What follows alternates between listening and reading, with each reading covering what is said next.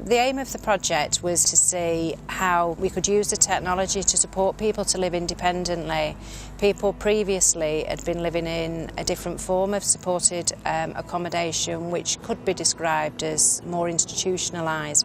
So the new development here, there is 20 individual self-contained flats. They've all got a lounge, bedroom and ensuite kitchen. We support 20 citizens with physical and learning disabilities who live here, of varying levels of support.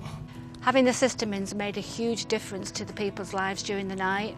They're not being disturbed by doors opening to check in that they're okay, because it all comes up on the reports every morning, and through the night the waking night staff are aware if there's any incidents during the evening. It's much less intrusive. Talking to the waking night staff, they find it very beneficial because they know when people come out of the flats at night, they know if they're going into the kitchen or to the toilet, and if they've been there too long they can go and see whether the people who live in the flats need any assistance. It's just made every job easy here, quite brilliant. The meds, you know, I have few rooms to visit in a day, and with this I'm sure to visit every room.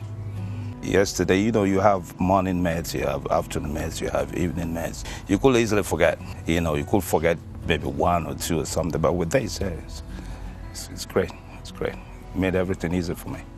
We've changed the attitudes and thinking of staff around using technology-enabled care and how that can support them to do their job and to improve how they interact with individuals and make things very much tailored to individual needs, because we all talk about person-centred care, which is important, but this actually provides you the evidence of the peak times or the situations where someone really needs support. So it really is, in the truest sense of form of the word, tailored and bespoke to individual needs. We run the feedback about 6 months into the rollout of the project, and the feedback from people, you know, it was just perfect, really. There was everybody who contributed to those feedback questionnaires and interviews was wholly positive.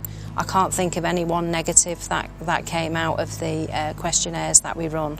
I've known Donna for over 10 years. I've seen her at a previous supported accommodation. She was someone who lived in a bed sit. Privacy was very little, really. You had staff sort of going into the person's bedroom, really, to check during the night. In the previous accommodation, the kitchen was locked for safety reasons.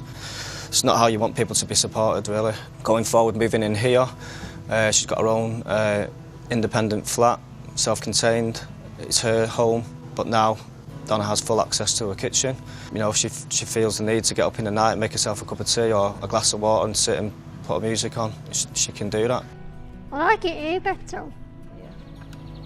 What's better about here? You have your own privacy. You have your own space and that. I've got a kitchen. I've got a lounge. I've got my own bedroom. I've got my own bathroom. Were you nervous about moving here, Donna? No. No? Were you excited about moving here? Tell us what that felt like.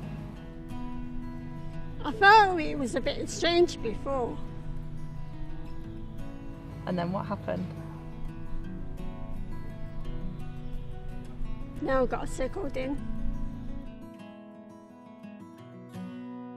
In the past, tech has often been seen as something that people use as a last resort rather than an enabler, and what this has demonstrated for me from a human rights perspective as a social worker, it's facilitated improved autonomy, greater freedom of movement, definitely improved well-being, choice and inclusion. There's no way I would go back to working without assistive technology now that we've got it in place. There's a real family spirit here. The biggest benefit of just roaming is the independence that people are having and the freedom and that they're safe. Yeah.